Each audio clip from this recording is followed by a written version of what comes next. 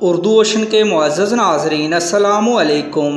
یہ واقعہ مجھے میری ایک کولیگ نے اس شرط پر سنایا تھا کہ میں اس کا نام لیے بغیر لوگوں کی بھلائی کے واسطے اپنے چینل پر اپلوڈ کروں، اس لیے ہم نے اس لڑکی کا نام فرضی طور پر فرزانہ تصور کر لیا ہے۔ آئیے اس کی کہانی اسی کی زبانی سنتے ہیں۔ میرا ایک ہی بھائی ہے، اس کی جب شادی ہوئی تو ہم نے خوب دل کے ارمان پورے کیے۔ جیسے میرا بھائی پیارا تھا اسی طرح میری بھابھی بھی لاکھوں میں ایک تھی۔ میری اس سے بہت جلد دوستی ہو گئی۔ اس وقت میں کالج میں پڑھتی تھی۔ میرا بھائی آفس چلا جاتا اور شام کو 6 بجے کے بعد واپس آتا اور میں بھی سپہر 3 بجے تک کالج سے لوٹتی تھی۔ تب تک گھر میں میری بھابھی اور امی اکیلی ہوتی تھیں۔ میرے ابو کچھ سال پہلے روڈ ایکسیڈنٹ میں کام آ گئے تھے۔ بھائی کی شادی کے بعد شروع کا کچھ وقت اچھا گزرا۔ گھر کے کام بھی ہم مل جل کر کرتی تھیں اور کسی بات پر لڑائی جھگڑا بھی نہیں ہوتا تھا، یہاں تک کہ شادی کو 1 سال بیت گیا، لیکن ابھی تک میری بھابھی کو اولاد کی خوشخبری نہیں ملی تھی۔ وہ اب کافی اداس اور پریشان رہنے لگی تھی۔ امی اس کو سمجھاتی رہتی کہ پریشان مت ہو، اللہ کے کاموں میں دیر ہو جاتی ہے، مایوس ہونا گناہ ہے، لیکن اس کی پریشانی اور خاموشی دن بہ دن بڑھتی جا رہی تھی۔ وہ تھوڑی چڑچڑی ہو گئی تھی۔ پھر ایک دن میں کالج سے واپس آئی تو امی کافی پریشان تھی، یوں لگتا تھا کہ وہ روتی رہی ہیں۔ میرے پوچھنے پر ٹال گئی۔ بھابھی کا موڈ بھی سخت خراب تھا۔ مجھے لگا کہ سب کچھ نارمل نہیں ہے۔ بھائی بھی خاموش اور ہم سے دور دور رہنے لگا تھا۔ یوں محسوس ہو رہا تھا کہ بھابھی ہمارے خلاف اس کے کان بھرتی ہے۔ اس دن اتوار کی چھٹی تھی، میں گھر پر تھی۔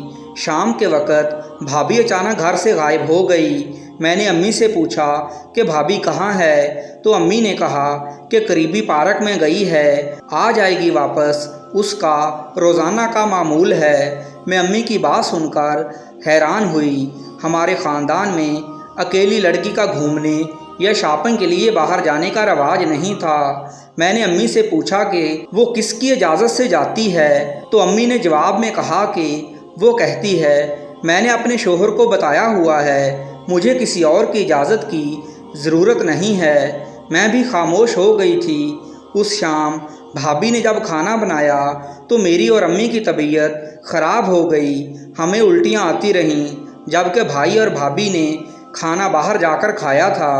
اس کے بعد کئی مرتبہ ایسا ہوا جس دن بھائی اور بھابھی کھانا باہر کھانے جاتے اسی دن ہماری طبیعت خراب ہو جاتی تھی۔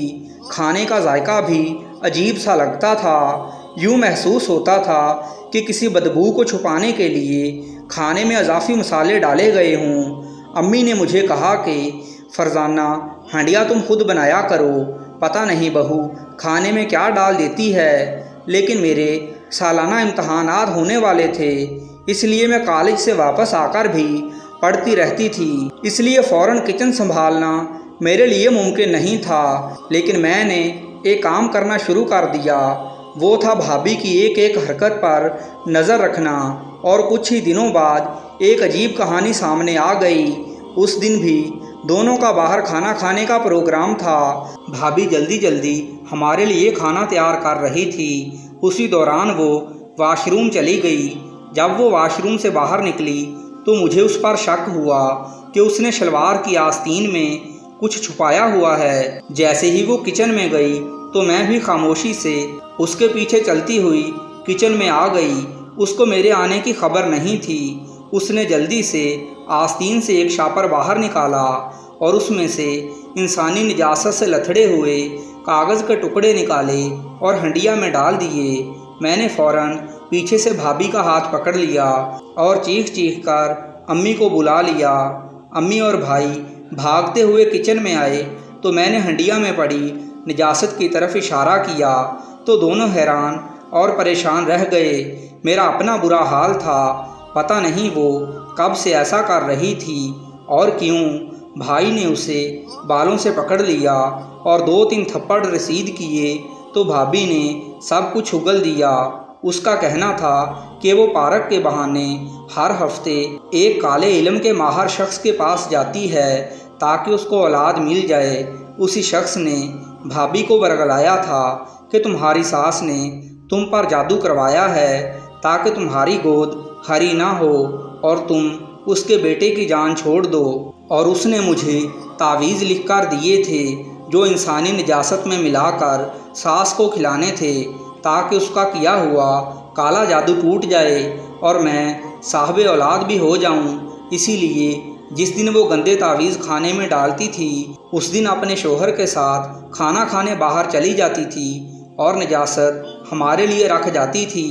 بھائی نے اسی وقت بھابھی کی ماں اور باپ کو گھر بلا کر سارے کرتوت ان کے سامنے رکھے تو وہ بیچارے رونے لگ پڑے اور بیٹی کی ناسمجھی کی معافیاں مانگنے لگے، لیکن بھائی کا غصہ ساتویں آسمان کو چھو رہا تھا کیونکہ وہ بھابھی کی باتوں میں آ کر ہمارے ساتھ ناانصافی کرتا رہا تھا، جس کا میری ماں کو بہت دکھ تھا کیونکہ میری ماں کا ایک ہی تو بیٹا تھا۔ پھر وہ اپنی بیٹی کو لے کر گھر چلے گئے۔ ہمارے گھر کا ماحول سخت خراب ہو چکا تھا۔ میرا بھائی بہت شرمندہ تھا لیکن امی نے اس کو معاف کر دیا تھا کیونکہ اس کا قصور نہیں تھا، وہ تو اس کی کم عمر ناسمجھ بیوی تھی جو 1 سال تک گود ہری نہ ہونے کی وجہ سے پریشان ہو گئی تھی اور ناسمجھی میں کسی کی باتوں میں آ کر ایک کالے جادو والے شیطان کے ہاتھ چڑھ گئی تھی جس نے پیسے بٹورنے کے بہانے اس کو اپنی ساس کے خلاف کیا اور گندے کالے عملیات کر کے ہمیں نجاست کھلاتا رہا۔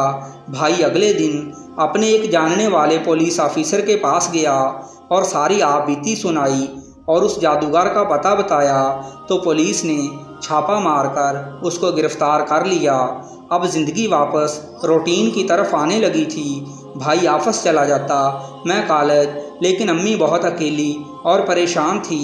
بھابھی بار بار فون کر کے معافی مانگتی تھی لیکن بھائی معاف کرنے کو تیار نہیں تھا، حالانکہ امی نے بھائی کو کہا بھی تھا کہ اپنی بیوی کو لے آؤ، لیکن وہ سخت خفا تھا۔ اس واقعے کے 2 ہفتے بعد بھابھی کی امی کا فون آیا کہ اس کی بیٹی ماں بننے والی ہے۔ یہ خبر ہمارے لیے خوشگوار تھی۔ میری ماں سمجھو پھر سے جی اٹھی تھی، بھائی کا دل بھی کچھ نرم پڑ گیا تھا۔ پھر میرے اور امی کے اصرار پر بھابھی کو واپس آنے کی اجازت مل گئی۔ وہ بہت پشیمان تھی، اس نے کام ہی ایسا کیا تھا، لیکن اب وقت گزر چکا تھا، صرف پچھتایا جا سکتا تھا۔ ہم نے بھی اس کو دل سے معاف کر دیا تھا۔ اب پھر سے ہمارا آنگن خوشیوں کا گہوارہ بن چکا تھا، لیکن اس دوران جو واقعہ ہوا وہ بھلانے سے بھی نہیں بھول سکتا تھا۔ پیارے ناظرین، اپنی رائے کمنٹ میں ضرور دیجیے۔ شکریہ۔